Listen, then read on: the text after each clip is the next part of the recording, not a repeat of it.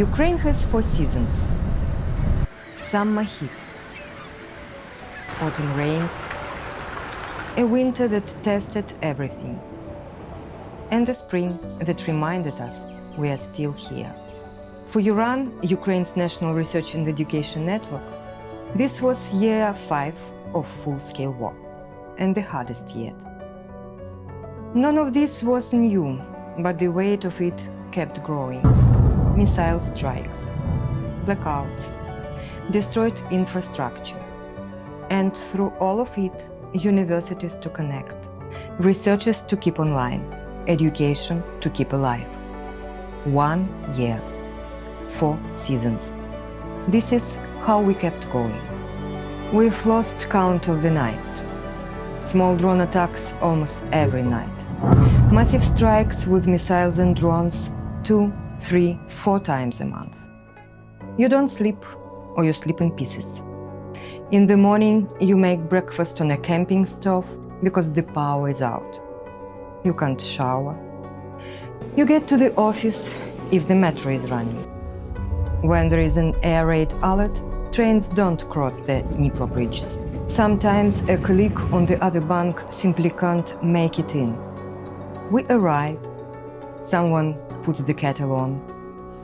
How are you? Did you sleep at all? Most days the answer is no. And then we start work. Some of our member institutions are not just walking through war, they are walking under it. Sumy State University sits in eastern Ukraine, less than 25 kilometers from the front line. Over the past year, Russian missile strikes have killed and injured people in the city, including students. Several university buildings have been destroyed so completely that nothing survived inside. No equipment, no furniture, no teaching materials. The university didn't stop. Courses continued, research continued, international partnerships continued. In autumn 2025, Sumy State University joined the URAN network and connected to EduRoam. Meanwhile, back at the data center, winter had its own demands.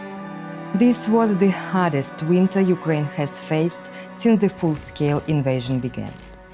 Temperatures dropped to -25.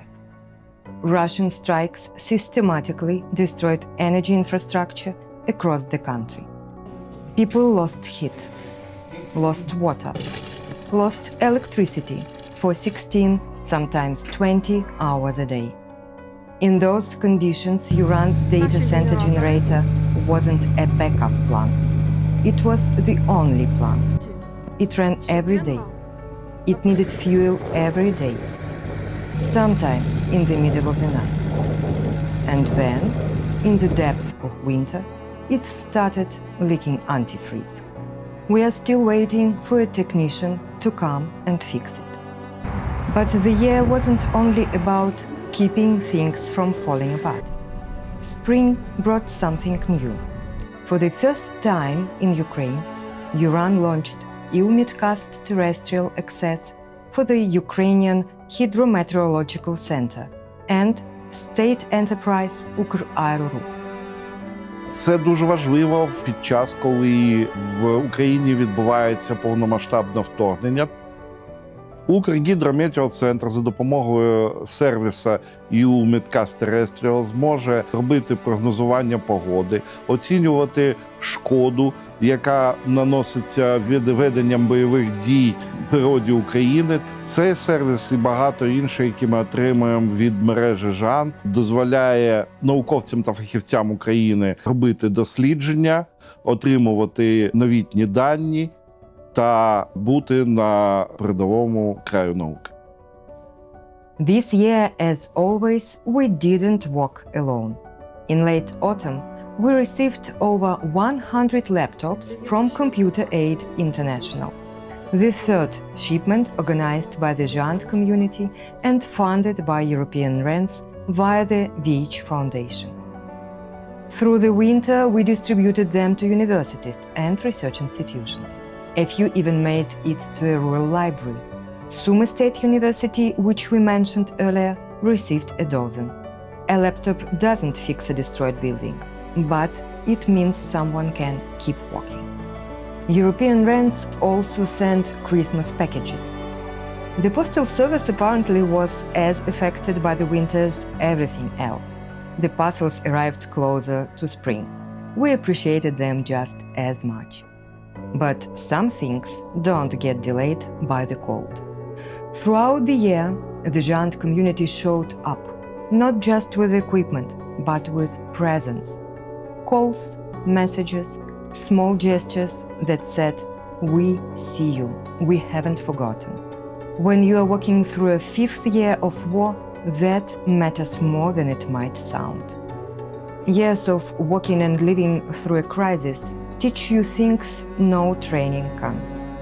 A year ago at TNC, we shared what we'd learned and proposed something new, a group within the GÉANT community program dedicated to supporting NRENs in extraordinary circumstances.